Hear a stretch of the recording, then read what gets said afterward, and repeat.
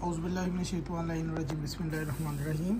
आज हमारे पास किताब है किताब नहजुल बलागा और हम उसका सफ़ा नंबर 164 पढ़ेंगे।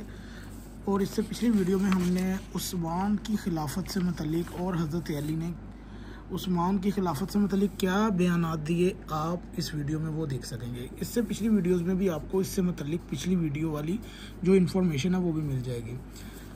164 पेज से हम पढ़ते हैं कि उस्मान को हज़रत अली ने क्या मशवरा दिया। अमीरुल मोमिनीन ने गलबा उस वक़्त के यानी कि इस वाक़े के बाद हज़रत उस्मान को ये मशवरा दिया कि तुम साबिका लरगशों से खुल्लम खुल्ला तौबा करो, यानी कि उस्मान को तौबा का कहा ताकि ये सोरशें हमेशा के लिए ख़त्म हो जाए, वरना कल कहीं और के लोग आ गए तो फिर मुझे चिमटोगे कि तुम्हारी गुलू खलासी कराऊँ।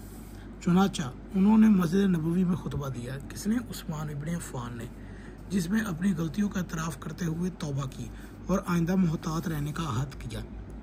लोगों से कहा कि जब मैं मिंबर से उतरूं तो तुम्हारे नुमाइंदे मेरे पास आएँ, मैं तुम्हारी शिकायतों का अजाला करूंगा और तुम्हारे मुतालबे पूरे करूंगा।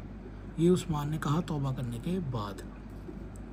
फिर जब लोगों ने आपके इस इक़्तिदाम को बहुत सराहा, बड़ी हद तक दिली कदूवतों के आंसुओं से धो डाला, यहाँ से फारग होकर जब दौलत सरा पर पहुँचे तो मरवान ने कुछ कहने की इजाज़त चाही, मगर उस्मान की जोजा नाइला बिनते फराफसा माने हुई और मरवान से मुखातब होकर कहा, खुदा के लिए तुम तो चुप ही रहो। यानी कि उस्मान की बीवी नाइला ने कहा मरवान को, तुम कोई ऐसी बात ही कहोगे जो इनके लिए मौत का पेश खैमा बन जाएगी। मरवान ने बिगड़ कर कहा, तुम्हें इन मामलों में दखल देने का कोई हक नहीं, तुम उसकी बेटी हो जिसे मरते दम तक वज़ू करना भी ना आया। ये उस्मान की बीवी को मरवान इब्न हाकम कह रहा है। नाइला ने झुला कर कहा कि तुम गलत कहते हो और बहुतान बांधते हो। मेरे बाप को कुछ कहने से पहले ज़रा अपने बाप का हुलिया भी देख लिया होता। अगर इन बड़े मियाँ का ख्याल ना होता, यानी कि उस्मान का ख्याल ना होता, तो फिर वो सुनाती कि लोग कानों पर हाथ रखते। तो मरवान के वालिद साहब उस्मान के क्या लगते थे ये तो सबको पता है। तो हर बात में मेरी हाँ में हाँ मिलाते। उस्मान ने जब बात बढ़ने देखी तो इन्हें रोक दिया और मरवान से कहा, कहो क्या कहना चाहते हो। मरवान ने कहा, ये आप मस्जिद नबवी में क्या कह कर आए हैं और कैसी तौबा करके आए हैं।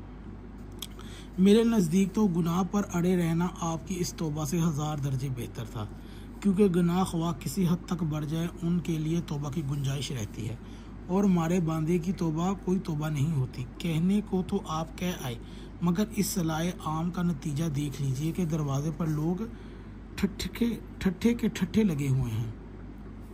तो अब आगे बढ़िए और पूरा कीजिए उनके मुतालबा। तो उस्मान ने कहा, खैर मैं जो कह आया हूँ सो कह आया हूँ, अब तुम इन लोगों से निपट लो। यानी कि उस्मान मस्जिद के अंदर तौबा करके आया, लोग खुश हो गए। मरवान ने आगे से उस्मान को कहा और उसकी बीवी नाइला ने भी उस वाक़े को कहा कि उस मरवान को कि तुम चुप कर जाओ, लेकिन मरवान बाज ना आया। अब उस्मान मरवान को फिर शायद ये दे रहा है कि तुम जो चाहे कर लो, मेरे बस का ये रोग नहीं है कि मैं इन्हें निपटाऊं। चुनाचा मरवान ने आपके इमाम पाकर बाहर आया और लोगों से खिताब करके कहा कि तुम लोग यानी कि तुम लोग यहाँ क्यों जमा हुए हो? क्या धावा बोलने का इरादा है या लूट मार का कस्द है? याद रखो, तुम बाआसानी हमारे हाथों से इक़्तिदार नहीं छीन सकते। ये ख्याल दिलों से निकाल डालो कि तुम हमें दबा लोगे। हम किसी से दब कर रहने वाले नहीं। यहाँ से मुंह काला करो और खुदा तुम्हें रुसवा व जलील करे। ये था जो लोग हज़रत उस्मान के घर के बाहर इकट्ठे हुए थे, उन्होंने ये बलवा किया था कि उस्मान के गवर्नर अपने इलाकों में ये कोहराम मचा रहे हैं।